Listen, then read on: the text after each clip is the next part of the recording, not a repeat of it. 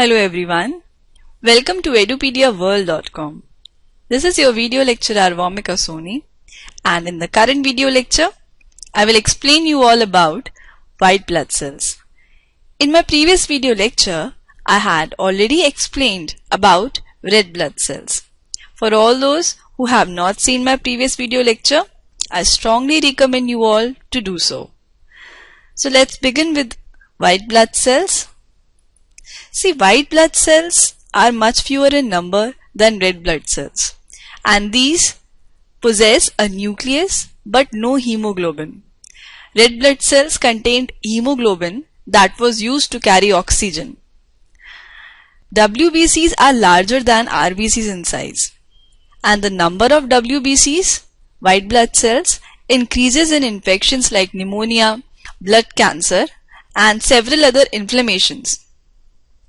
WBCs are of 5 distinct types which are classified into 2 major categories. Here are the 2 major categories of white blood cells. First one is granulocytes, in which cytoplasm contains granules, and the second one is agranulocytes, in which cytoplasm lacks granules. So these are the 2 major categories of WBCs. In my current video lecture, I will explain only about granulocytes, and in the next video lecture, I will deal with agranulocytes. So let's begin with granulocytes. These are of 3 types: eosinophils, basophils, and neutrophils. First, we will study about eosinophils. See, these cells have bilobed nucleus. These are the characteristics of eosinophils. The lobe is connected by a thin strand. They are also known as acidophils, and there is a reason behind it. The reason is that the cytoplasmic granules stain orange-red with acid dyes such as eosin, and because of this reason they are known as acidophils. Okay, and their normal count is 60 to 300 per ml of blood, about 2 to 5% of total WBC count. Increase in the number of eosinophils in blood is called eosinophilia. It is mainly due to parasitic infection.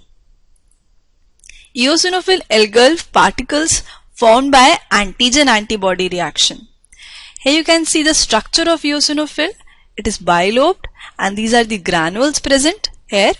So this was all about eosinophil. Next we have about basophils. A basophil has 2 or more lobes in the nucleus. It has affinity for basic dyes and stains blue-black with them.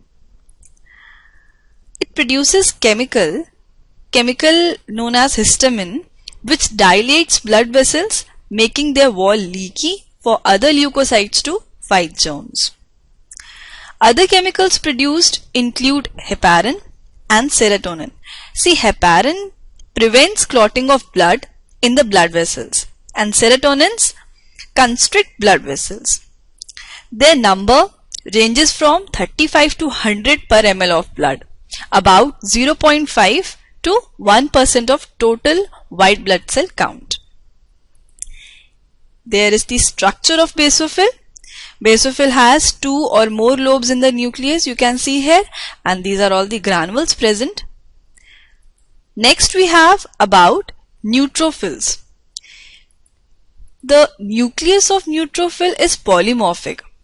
At least it contains 3 to 5 lobes connected by very thin strands and gets stained with neutral dyes.